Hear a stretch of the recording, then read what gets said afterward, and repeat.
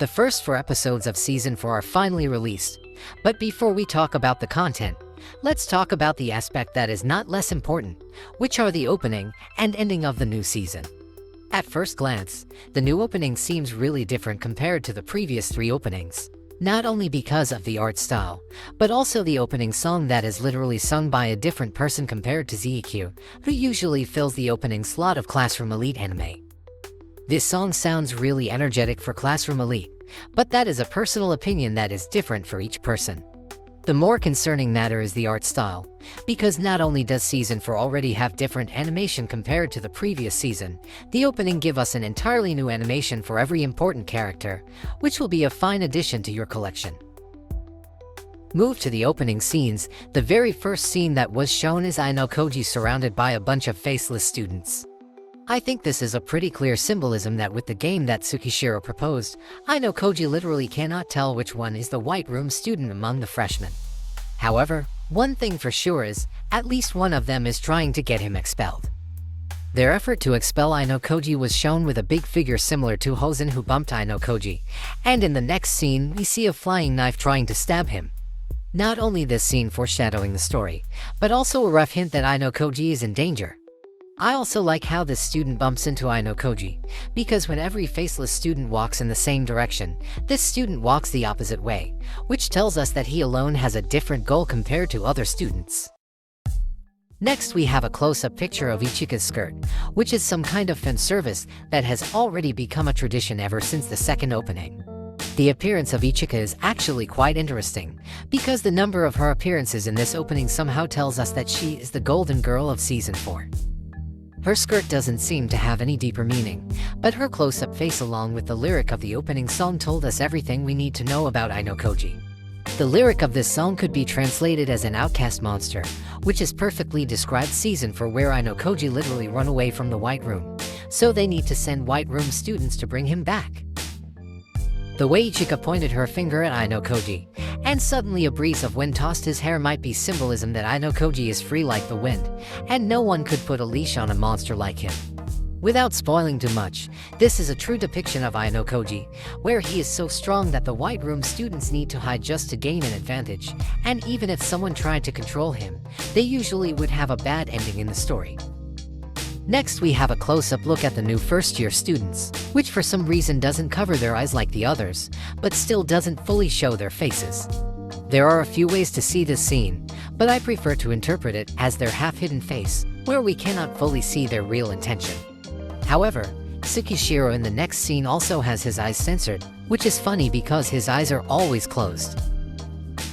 This Tsukishiro scene is really interesting, because if we can't see his full face, that means we can't see his real intention.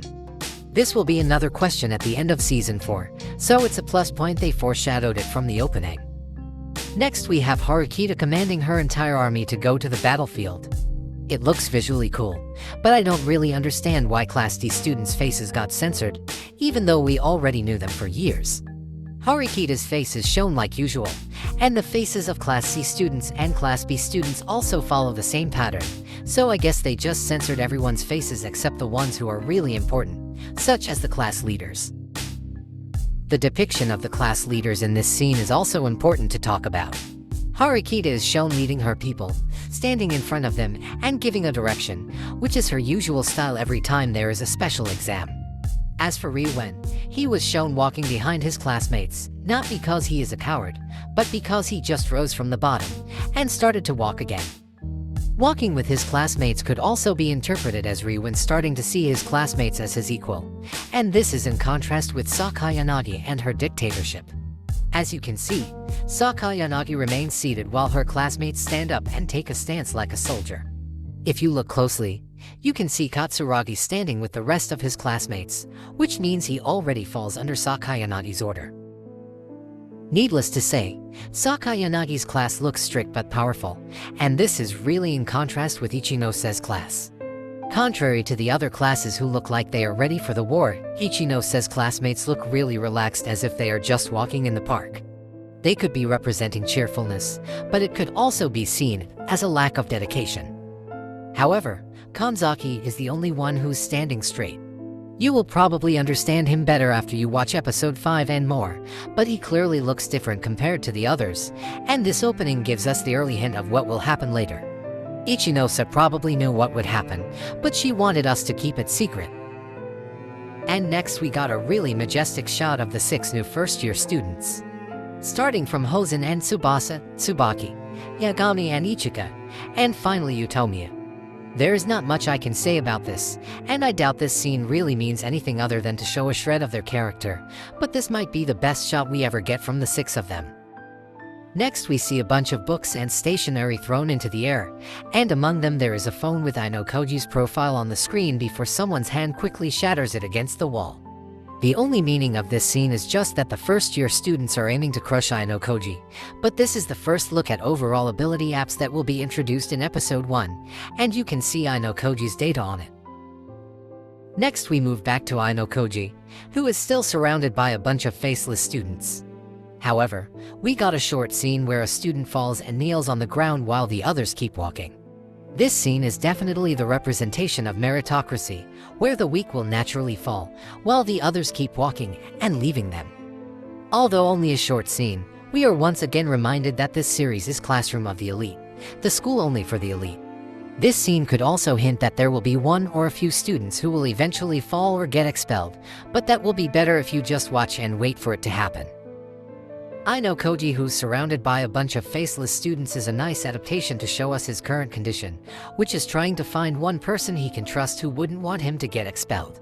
A little spoiler, the first 4 episodes will be focused on Ayanokoji, who tries to find a trusted partner, so this scene where he looks right and left gives us a hint on how hard his job is going to be. Next we have another scene of every class and their leader. Once again, Sakayanagi's class looks very strict and organized, under control, while Ichinose's class looks lively and relaxed. These scenes give us a clear picture of their class condition, where Sakayanagi's classmates are constantly monitored without freedom to disobey, while Ichinose's classmates are simply free to do whatever they want. The same thing could be said about Ryuen's classmates. They don't look like they are being oppressed, even though Ryuen is famous for his dictatorship. This could mean that Ryuen simply doesn't care about what his classmates do, but from how his classmates position themselves, it's clear that they are watching Ryuen, so it gives a vibe that Ryuen is the center of his class. And the last we have is Horikita and Ayanokoji, with Ayanokoji standing in the middle of the class. Horikita is clearly the leader of the class, but this opening put Ayanokoji in the middle despite him usually moving in the shadows. It might be a hint that Ayanokoji will start to take more central action, but other than that, that is pretty much all we can see in this scene. And the last we got was another scene with the 6 new first-year students. However, once again, I don't think there is any hidden meaning or symbolism in this scene. The opening is closed with a bunch of faceless students shown in the background, but eventually everyone is gone, leaving Ayanokoji as the only face without censorship. This last scene is probably how the White Room students or Tsukishiro see the entire school, because for them, Ayanokoji is the only one who's actually important, while the others are just data to use and take advantage of. And now let's talk about the ending of Season 4, which even though it looks like total fan service, it actually has a few things worth talking about. The ending presents us with the classroom elite girls posing with flowers as the theme. At first they are just candy in the eyes, but it raises a question when the red snake suddenly appears, followed by Ayanokoji sitting in his throne. We later see this snake wrapped itself around every girl's body without exception, and then we saw Ayanokoji suddenly turn into a skeleton. It doesn't make sense at all, but if the snake is Ayanokoji, it probably represents how he manipulates these unfortunate girls to fall into his trap. His word is like a poison, and it will eventually consume them until nothing is left. The last scene of the ending shows Ayanokoji turn into a skeleton, fall and break along with the others who ended up in the same fate as him. At the end, Ayanokoji will use everyone around him until they break, and when there is no one else left to use, Ayanokoji will eventually meet the same tragic end. Not going to lie, this ending seems a bit too dark for the classroom elite. The excessive fan service itself already made some people uncomfortable, but the last scene is a completely different level. Fortunately, they put this scene at the very end, so everyone who doesn't like it could just easily skip the ending. I cannot say this opening and ending are my favorite compared to the previous season, but Season 4 still doesn't disappoint the watchers with it. It must be hard to compete with previous seasons, so Season 4 is trying to shine in a different way, and they are not making a mistake in their choice.